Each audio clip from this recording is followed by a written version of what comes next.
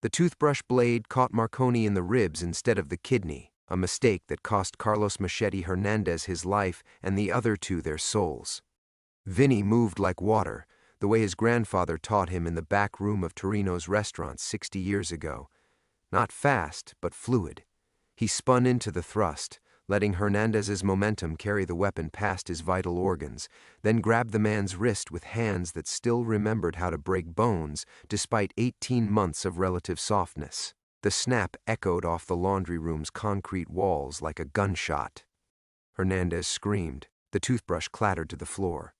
But Vinny wasn't done. Couldn't be done, not with 2 more sets of hands reaching for him.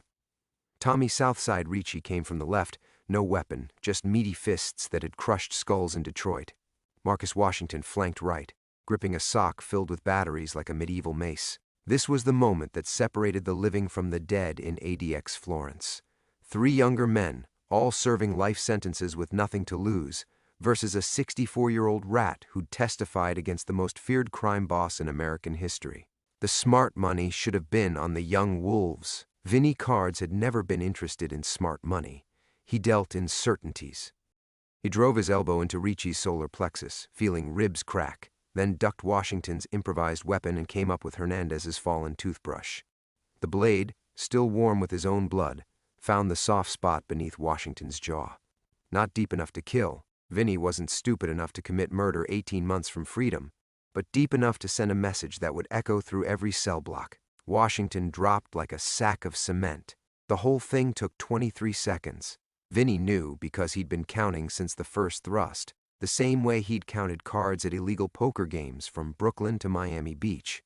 Time was just another currency to be managed, another edge to be pressed. Ricci was on his knees, gasping for air through a collapsed lung. Hernandez cradled his shattered wrist against his chest, whimpering. Washington bled onto the industrial washing machines while pressing his hand to his throat. Vinny straightened his orange jumpsuit and resumed folding laundry. "You tell whoever sent you," he said without looking at the 3 broken men, "that Vincent Marconi doesn't die easy. And the next crew they send better bring more than homemade shivs and wishful thinking."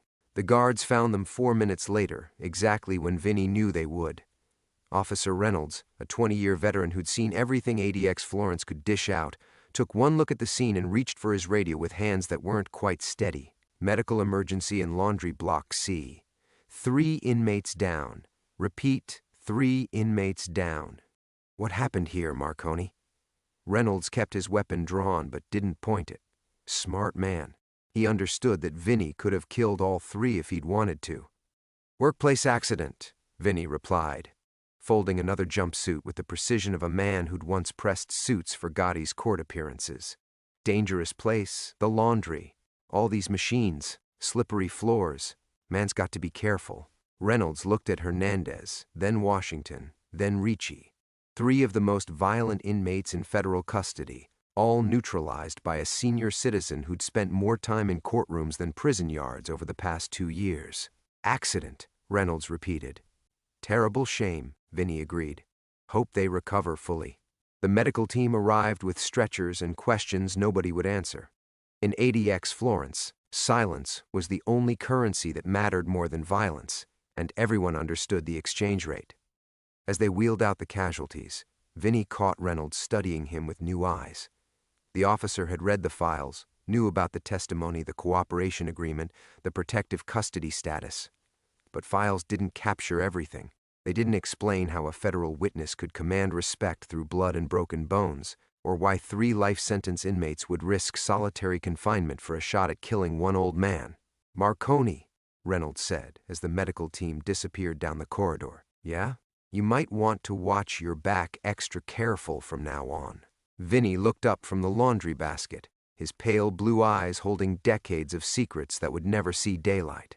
"Officer Reynolds," he said, "I've been watching my back since before you were born. The only difference is, now I know exactly who's stupid enough to try and stab it." Reynolds holstered his weapon and walked away, leaving Vinny alone with the bloodstains and the growing certainty that someone with serious juice wanted him dead before his release date. Someone who commanded enough respect to convince 3 lifers to risk everything for a chance at the man who'd brought down John Gotti. The question wasn't who wanted him dead. In his line of work, That list was longer than a federal sentencing guideline. The question was why now, and why so desperately that they'd risk exposing their hand in broad daylight. Vincent Marconi folded the last jumpsuit and began to plan. The concrete walls of Cell Block 7 held silence like a tomb, broken only by the mechanical wheeze of the ventilation system and the distant echo of steel doors slamming shut. Vinny sat on his narrow bunk, studying the small photograph he kept pressed between the pages of a worn copy of The Art of War, the only personal item the federal marshals had allowed him to keep when they delivered him to ADX Florence 18 months ago. The photo showed a 7-year-old boy with dark eyes and Vinny's own stubborn chin, grinning gap-toothed at the camera while clutching a baseball glove nearly as big as his torso. Little Anthony Marconi, his daughter Sophia's kid. His grandson. The reason Vinny had broken the sacred code that had governed his life for 6 decades. Never rat. Never cooperate. Never break omerta. But leukemia didn't respect codes, and 7-year-old boys didn't understand why their grandfather couldn't visit them in the hospital because he was too busy running numbers and collecting debts for John Gotti's crime family. The experimental treatment at Sloan Kettering cost money, real money, the kind that required federal witness protection and a cooperation agreement that had made Vinny's name poison from Brooklyn to Vegas. He traced the boy's face with one finger, careful not to smudge the already fading image. The cut on his ribs burned with each breath, a fresh reminder that his past wasn't finished with him yet. 3 men had tried to kill him today, and they wouldn't be the last. Someone powerful wanted him dead, someone with enough reach to coordinate hits inside the most secure prison in America. The cell door's observation slots scraped open, then closed. Guard check. Vinny didn't look up. He'd learned to read the rhythm of this place the way he'd once read the rhythm of illegal poker games. Every sound had meaning, every pattern told a story. ADX Florence was a machine built to crush men's spirits through isolation and routine, but Vinny had survived worse. He'd survived 40 years in the Gambino family, where paranoia was a survival skill and trust was a luxury that got you killed. Hey, Marconi. The voice came from the cell next door, filtered through the steel and concrete.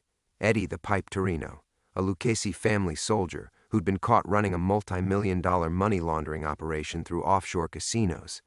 Eddie had been friendly since Vinny's arrival, sharing commissary items and prison intelligence. Too friendly, maybe. In Vinny's experience, friendship in places like this usually came with a price. What's the word, Eddie? Heard you had some excitement in the laundry today. Vinny set the photograph aside and lay back on his bunk, staring at the ceiling. Someone had carved the words "fuck the feds" into the concrete above his head, probably with a smuggled blade similar to the one that had opened his ribs. The letters were precise, methodical. Whoever had done it had taken their time, turned rage into art. Just another day in paradise, he replied. Those 3 won't be back anytime soon. Word is Hernandez needs surgery on that wrist. Accidents happen. Eddie laughed, a sound like gravel in a cement mixer. Yeah, well, might want to watch yourself at chow tomorrow. People are talking. The observation slot scraped open again. This time it stayed open longer, 5 seconds instead of the usual 2. Vinny filed the information away. Everything meant something in this place. A guard who lingered too long at your door. An inmate who asked too many questions.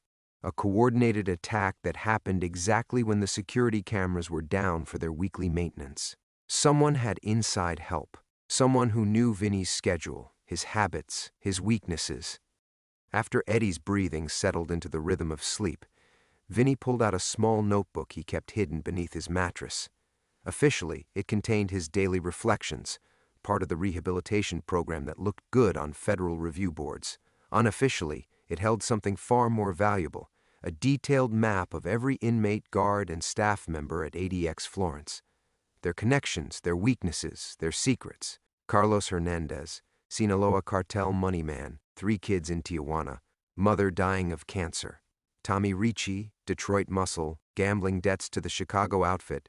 Sister works as a federal prosecutor in Michigan. Marcus Washington, D.C., drug lord, rumored FBI informant before his conviction, keeps photos of his daughter hidden in his cell. 3 men with nothing in common except life sentences and the willingness to risk everything for a shot at Vinny cards. Someone had found their pressure points, promised them something worth dying for. Money for their families, maybe. Protection for loved ones. Or threats dire enough to make a suicide mission seem like the better option. Vinny clicked his pen and added a new entry. Someone inside wants me dead before release. Question: who has access? Who benefits? Who's pulling strings? He closed the notebook and retrieved the photograph of his grandson. In 6 months, he'd walk out of this concrete tomb a free man.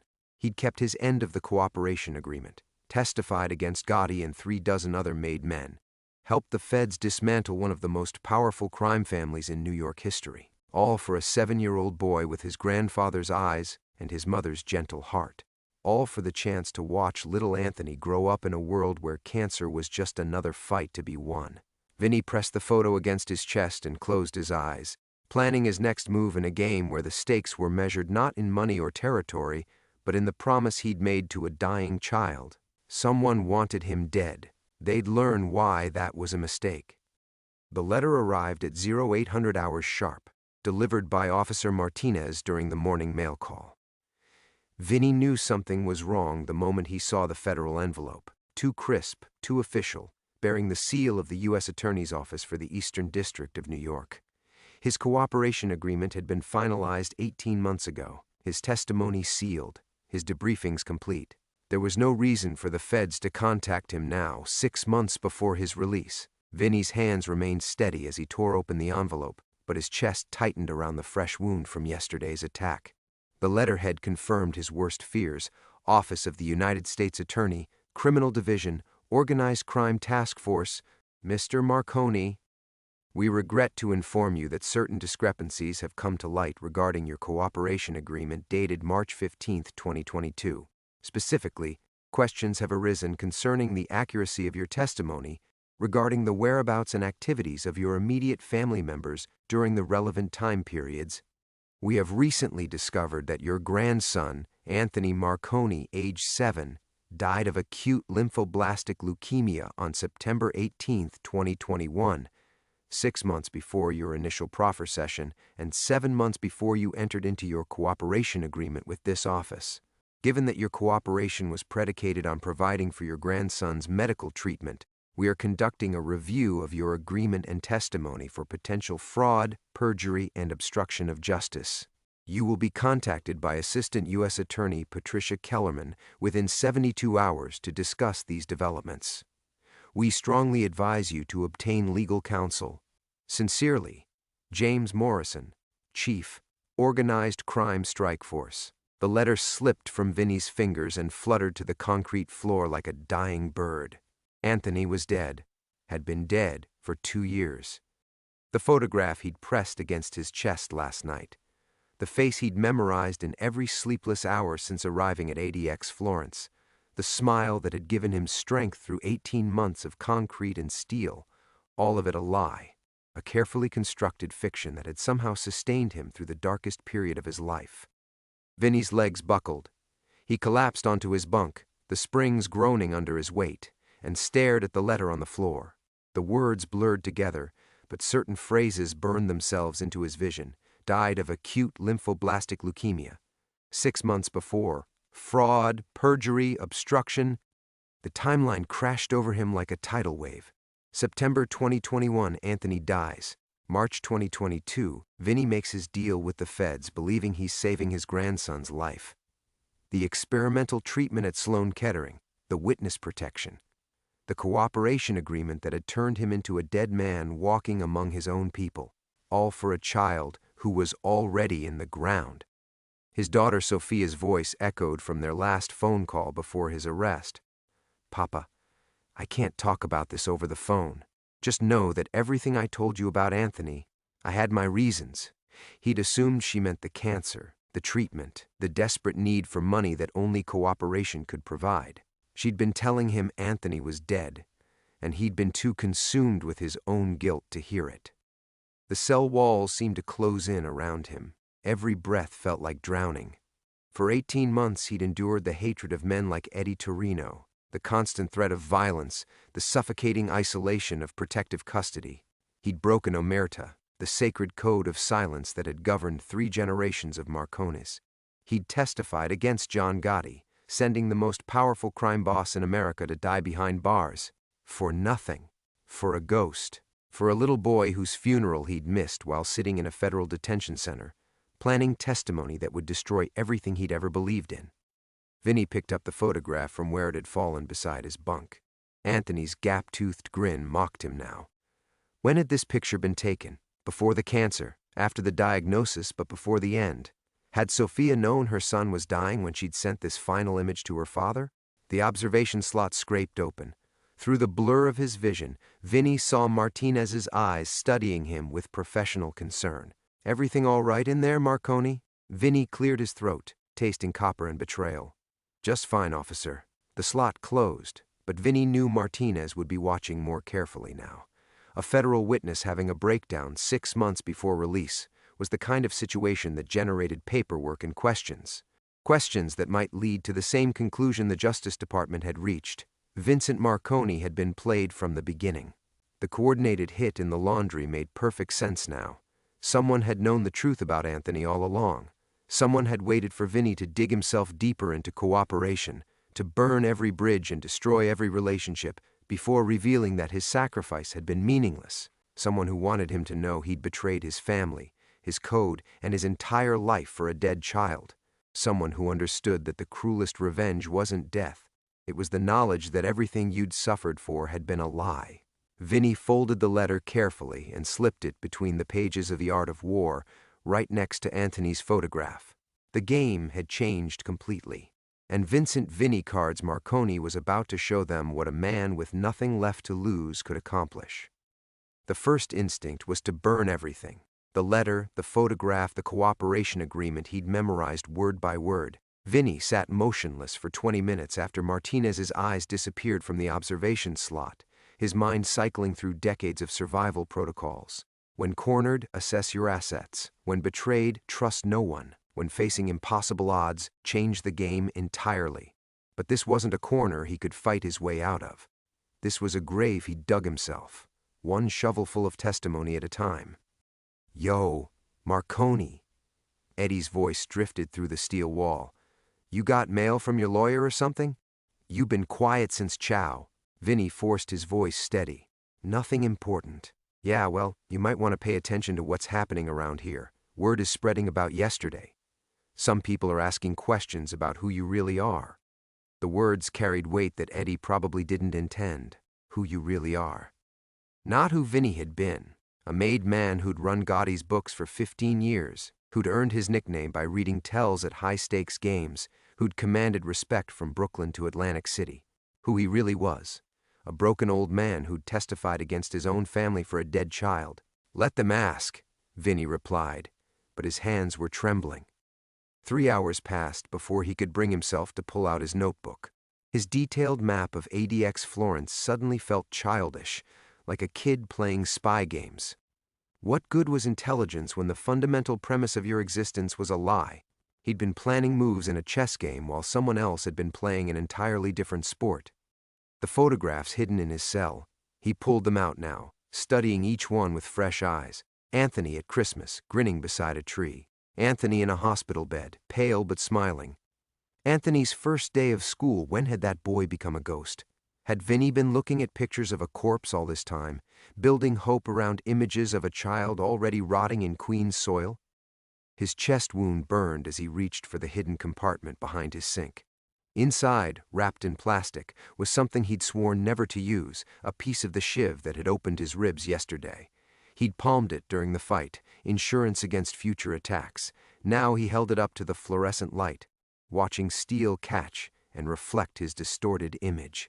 For a moment, just a moment, the blade felt like absolution. The observation slot scraped open again. This time it was Officer Reynolds, the veteran who'd found the aftermath in the laundry. His eyes locked onto Vinny's face with the practiced assessment of a man who'd talked dozens of inmates away from permanent solutions to temporary problems. "Marconi, step away from whatever you're holding." Vinny looked down at his hands, surprised to find the blade still there. When had he raised it? When had his survival instincts transformed into something darker? He set the metal fragment on his bunk with deliberate care. "Just cleaning," he said. "Uh-huh." You want to talk about that mail you got this morning? Nothing to talk about. Reynolds was quiet for 30 seconds, studying Vinny through the narrow slot. You know, I've been doing this job for 20 years. Seen men get letters that change everything.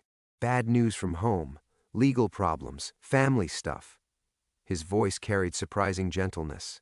Whatever's in that letter, there's ways to handle it that don't involve getting yourself killed or doing something stupid. Vinny almost laughed. Ways to handle it. Like there was a protocol for discovering that your entire moral collapse had been orchestrated by people who knew your grandson was already dead. Like there was a procedure for processing 18 months of meaningless suffering. I appreciate the concern, officer. Do you? Because from where I'm standing, you look like a man who's given up.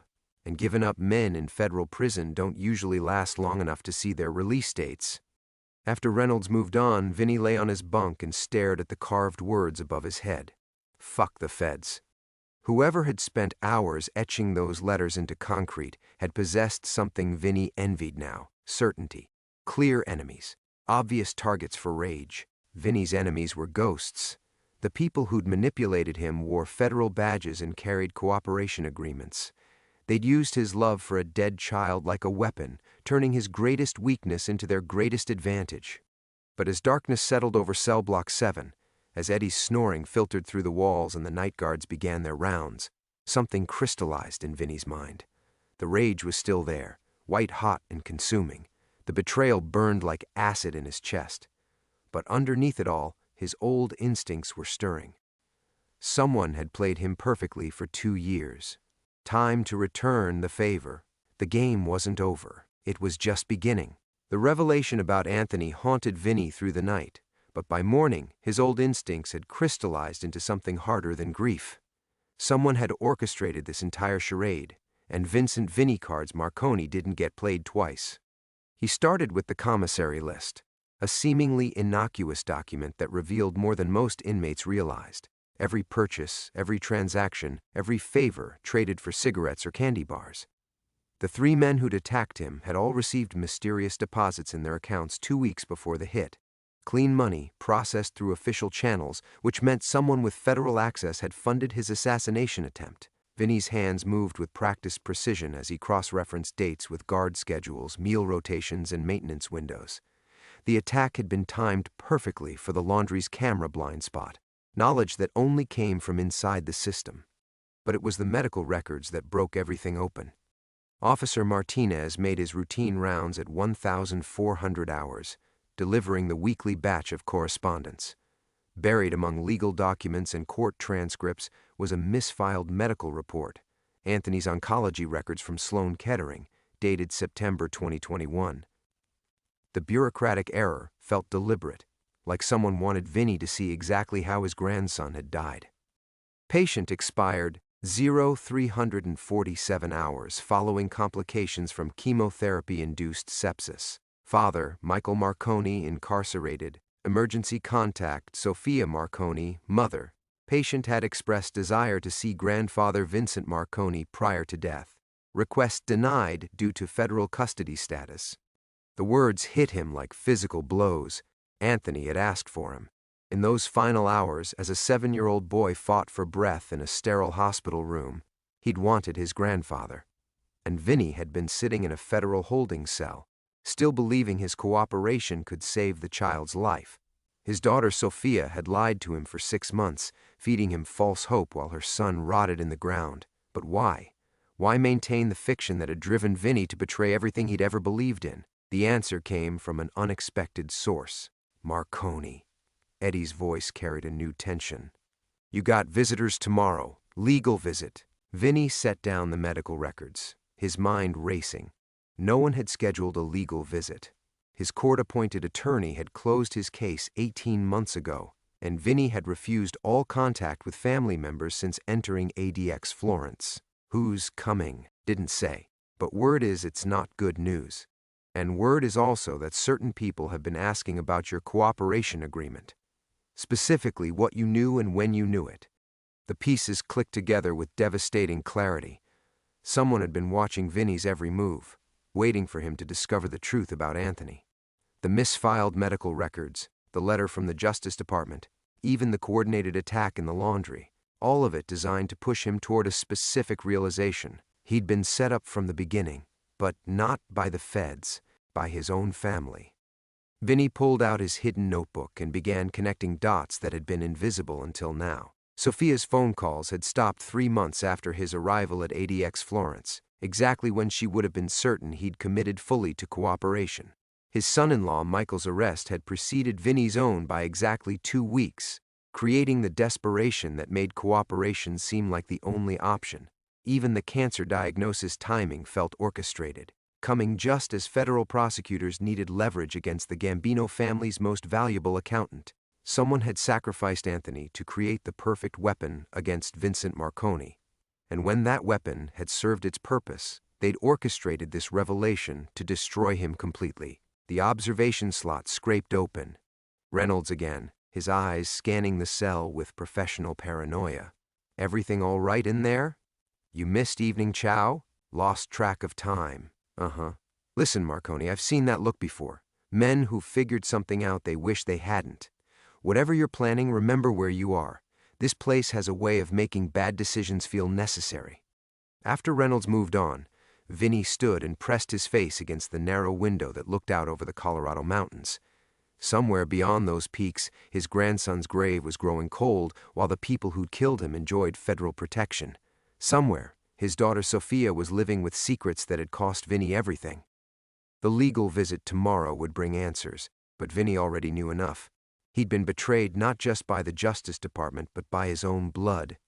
Anthony's death hadn't been tragedy. It had been murder by negligence, orchestrated by people who needed Vinny broken and desperate. As darkness settled over Cell Block 7 again, Vinny made his decision. He'd spent 40 years reading people like poker hands, and now he could see the cards that had been hidden from him. The game wasn't just beginning, it was entering its final phase. And Vincent "Vinny" Cards Marconi had never lost when everything was on the table. The legal visit room at ADX Florence felt like a tomb. Concrete walls, bulletproof glass, and the kind of silence that made every heartbeat echo. Vinny sat in shackles, waiting for whoever had orchestrated this meeting, when the door opened and his world collapsed completely. Sophia walked in. His daughter looked older, harder around the edges, wearing a tailored suit that spoke of federal money. But it was her eyes that destroyed him, cold, calculating, devoid of the grief a mother should carry for her dead son. "Hello, Papa." Vinny's voice caught in his throat. "You let me believe he was alive. I let you believe what you needed to believe." Sophia sat across from him with the practiced composure of someone who'd rehearsed this moment. "Anthony died in September 2021. You made your cooperation deal in March 2022. Do the math. The timeline hit him like a physical blow. You used your own son's death to manipulate me. I used your love for him to save both our lives." Sophia opened a legal folder, her movements clinical. "You think the Justice Department came to you by accident? You think they just happened to need testimony against Gotti right when Anthony got sick?" Vinny stared at his daughter, this stranger wearing Sophia's face, and felt 30 years of certainties crumble. "You've been working with them since 2019, long before Anthony's diagnosis, long before your arrest." Her voice carried no emotion, no hint of the woman who'd once called him crying about medical bills and experimental treatments. "The Torino family put a contract on both of us after they discovered your skimming operation. The only way to survive was federal protection." "My skimming operation? The books you kept for Gotti weren't just records, Papa. They were evidence. And when Eddie's father realized how much detail you documented, how many crimes you could prove, we became liabilities. The pieces fell into place with sickening clarity. You created Anthony's medical emergency to give me a reason to cooperate. I gave you a reason to live." Sophia leaned forward, and for a moment he saw a flash of something that might have been genuine emotion. "You would have taken a bullet rather than break Omerta. But for Anthony? For your grandson? You'd burn the whole world down." Vinny's hands trembled against his shackles. "He asked for me. In the hospital, before he died, Anthony asked for me." He did. This admission carried the first crack in Sophia's armor. "And I told him you were coming. I told him Grandpa was fighting to save him, that everything was going to be okay, while you knew I was in federal custody, while I knew his grandfather's testimony was the only thing keeping his mother alive. Sophia's composure finally shattered. You think this was easy? You think watching my son die while lying to both of you was some kind of game? Then why? The words exploded from Vinny's chest. Why continue the lie? Why let me suffer for 18 months thinking he was still alive? Because the moment you learned the truth, your cooperation became worthless. The feds needed you desperate, not devastated. They needed Vincent Marconi, the grandfather, not Vincent Marconi, the grieving man with nothing left to lose. Vinny saw it all now, the careful orchestration, the psychological manipulation, the way his own love had been weaponized against him. But there was something else, something in Sophia's eyes that suggested another layer to this betrayal. There's more. Papa, there's more. You wouldn't be here, wouldn't risk this meeting unless something had changed. Sophia glanced toward the door, then back to her father. Eddie Torino knows the truth about Anthony, about my cooperation, about everything. The words hit Vinny like ice water. Eddie, the man in the next cell, the one who'd been asking questions, making observations, getting too close to secrets that should have died with a 7-year-old boy. How long has he known? Since yesterday. Someone in the Justice Department leaked your file as leverage in Eddie's own cooperation negotiations. Sophia's voice dropped to a whisper. He's been feeding information back to his family. The attack in the laundry wasn't random, Papa. It was a message. What kind of message? That dead men don't testify in appeals, and that grandfathers who betrayed the family for dead children deserve to die knowing their sacrifice meant nothing. Vinny stared at his daughter, this woman who'd destroyed and saved him in equal measure, and felt something cold and final settle in his chest. Eddie Torino had been playing a longer game than anyone realized. The friendly conversations through the cell walls, the casual questions about family, the seemingly innocent observations about Vinny's mail and visitors. All of it designed to expose the lie that Anthony was still alive. All of it leading to this moment, when Vincent Vinny Cards Marconi would finally understand that his greatest enemy wasn't the Justice Department or rival crime families. It was the man sleeping 3 feet away, separated by concrete and steel, and the kind of patience that turned friendship into a weapon. The revelation settled in Vinny's chest like a tumor. As Sophia's words echoed in the visiting room's silence, he felt the last vestiges of his old self, the grandfather who'd sacrificed everything for love, burning away like paper in a furnace. How long do I have? His voice carried the flat pragmatism of a man calculating odds. Eddie's family expects confirmation within 72 hours, proof that the message was received and understood. Sophia's hands trembled as she closed the legal folder. They want you to know that Anthony died for nothing before they finish what they started in the laundry. Vinny absorbed this with the same detachment he'd once reserved for reading poker tells. Eddie Torino had been patient, cultivating friendship, gathering intelligence, waiting for the perfect moment to twist the knife. But patience was a double-edged weapon in federal prison. It created patterns, routines, vulnerabilities. The guards, Vinny said quietly. Someone's feeding Eddie information from outside. Prison communications don't move that fast without inside help. Papa, listen to me. No. The word cut through Sophia's protest like a blade. You listen. For 18 months I've been playing defense, surviving, accepting, reading the cards I was dealt instead of controlling the deck. He leaned forward, and Sophia flinched at what she saw in his eyes. That ends now. You can't fight them from in there. Eddie has connections, resources. Eddie has assumptions. Vinny's mind was already working, cataloging everything he knew about his cell block neighbor. He thinks he's playing against a broken old man who just discovered his grandson is dead. He's wrong. Sophia's face went pale. What are you planning? I'm planning to remind everyone why they called me Vinny Cards. He paused, studying his daughter's expression with the same intensity he'd once brought to high-stakes games. But first, you're going to tell me who authorized the leak of my cooperation file. I don't know.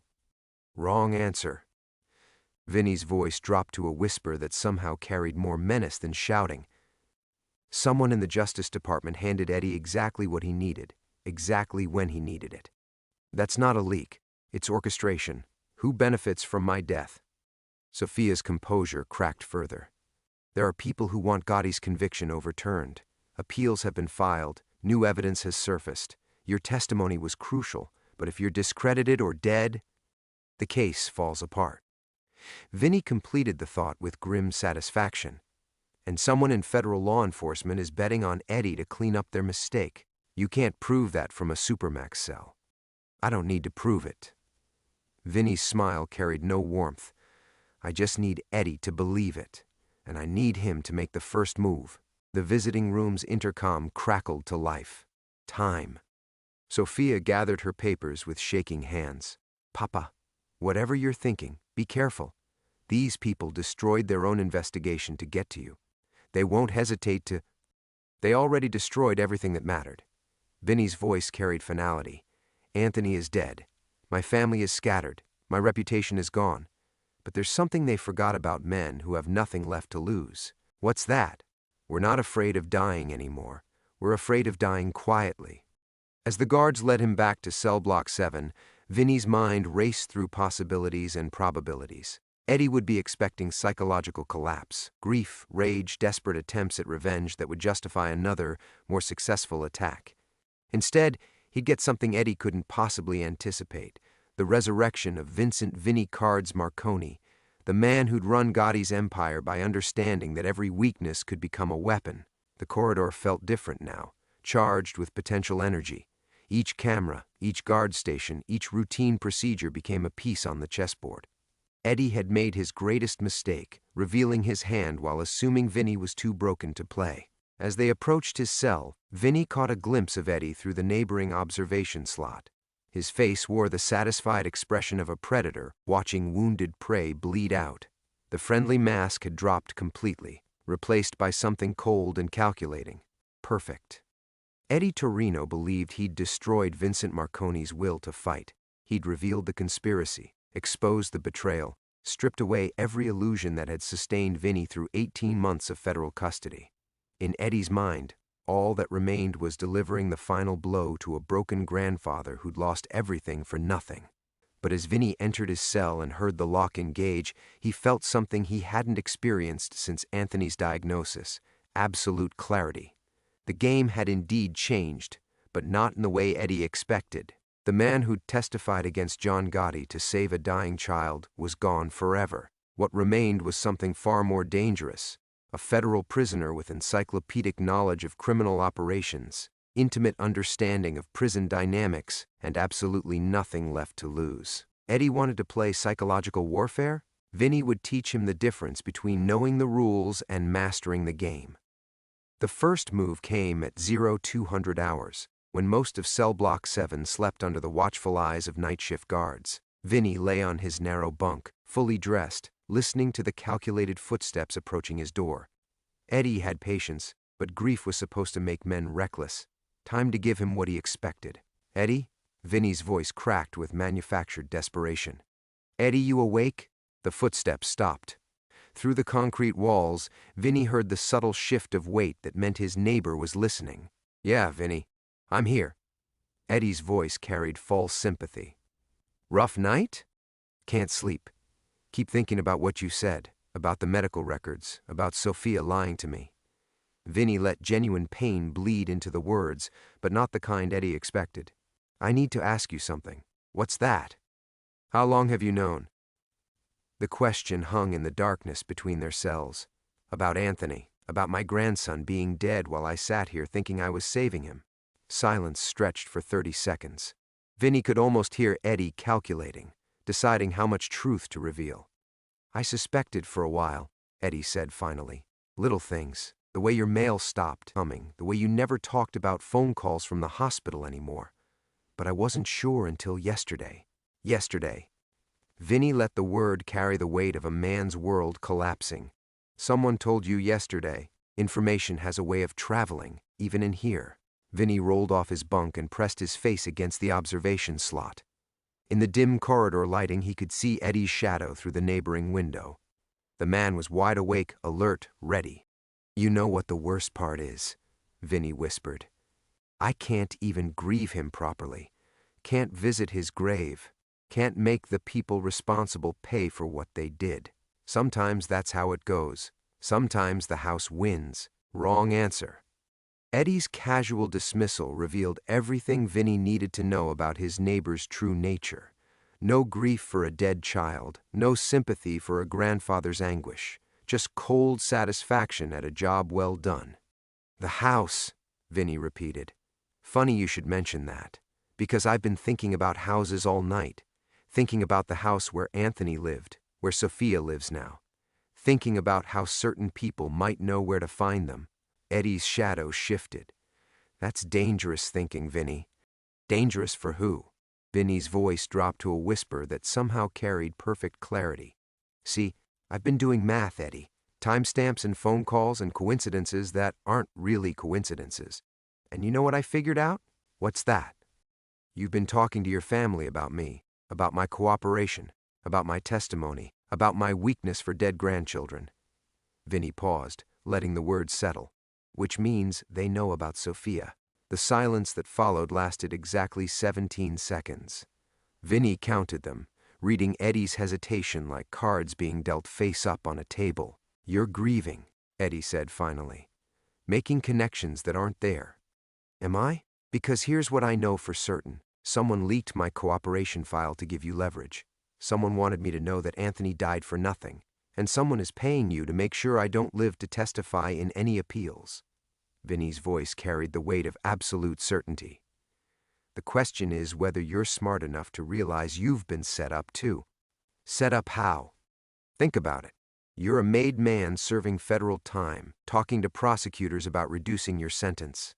How do you think that plays with your own people? Vinny laughed, a sound devoid of humor. They give you my file, tell you to handle the Marconi problem, and when it's done, what happens to the only witness who can prove they ordered the hit? Eddie's breathing changed, becoming shallower. Vinny pressed his advantage. You kill me, you become a liability. You fail to kill me, you become a failure. Either way, you don't walk out of here alive. Vinny stepped back from the observation slot. Unless, of course, you're willing to consider a different game entirely. What kind of game? The kind where we both survive. The kind where the people who killed my grandson and marked us both for death learn what happens when they underestimate federal prisoners with nothing left to lose. Through the walls, Vinny heard Eddie moving around his cell, pacing. The man was calculating odds, weighing options, realizing that the simple contract on Vincent Marconi had become something far more complex. What are you proposing? Vinny smiled in the darkness. Eddie had taken the bait, asked the crucial question that transformed him from hunter to potential ally. The psychological warfare was working exactly as planned. I'm proposing we give them exactly what they want, Vinny said quietly. A dead man who can't testify. You're talking suicide. I'm talking about the resurrection of Vincent Vinny Cards Marconi, and the complete destruction of everyone who thought they could play him for a fool. The game had finally begun. The morning came gray and cold through the single window of cell block 7, casting thin shadows across concrete floors that had witnessed 30 years of broken men. Vinny sat on his bunk, hands folded in his lap, watching dust motes dance in the pale light. For the first time in 18 months, he felt something approaching peace. Eddie Torino had been transferred to protective custody 3 hours ago, carried out on a gurney with 2 broken ribs and a shattered understanding of who he'd been hired to kill. The resurrection of Vincent Vinny Cards Marconi had taken exactly 47 minutes to complete. 47 minutes of psychological warfare that left Eddie begging to confess everything he knew about the conspiracy that reached from the streets of New York to the warden's office of ADX Florence. The game was over. Vinny had won. But victory tasted like ash in his mouth, flavored with the knowledge that Anthony would never know his grandfather had finally fought back. The boy who'd loved stories about cowboys and superheroes had died believing his grandpa Vinny was coming to save him, had died while his grandfather sat in a federal holding cell, trading testimony for medicine that would never arrive. Vinny pressed his palms against his knees and felt the arthritis that had settled into his joints during these long months of captivity. 64 years old, with silver threading through hair that had once been black as coal. The hands that had once shuffled cards with surgeon's precision now trembled slightly in the morning cold. Vincent Vinnie Cards Marconi was an old man who'd outlived his grandson, his honor, and his illusions. The cell door opened with its familiar electronic whine. Marconi. Warden Hayes stood in the doorway, flanked by 2 guards who kept their hands near their weapons. "You've got visitors." In the visiting room, Sophia sat at the same metal table where she'd shattered his world 48 hours ago. But she wasn't alone. Beside her sat a woman in her 30s with Anthony's dark eyes and Vinny's stubborn chin, his granddaughter Maria, grown from the teenager he remembered into someone who carried herself with familiar determination. "Hello, Grandpa." Maria's voice carried the weight of years and secrets finally surfacing. Vinny took his seat across from them, studying these women who shared his blood and his burden. "How long have you known I was alive?" "Since the beginning," Maria said quietly. "Mom told me everything when I turned 21. About the family business, about your testimony, about why we had to disappear. And you let me think that we were all dead or gone, yes." Sophia's voice carried exhaustion that seemed bone deep. It was safer for everyone if Vincent Marconi had no family left to threaten. Vinny absorbed this final revelation with the same detachment that had carried him through everything else. More lies, more manipulations, more loves twisted into weapons. But looking at Maria, seeing Anthony's eyes in her face, seeing his own determination in the set of her shoulders, he felt something shift inside his chest. "You're a teacher," he said suddenly. The knowledge arriving like a card turned over in his mind.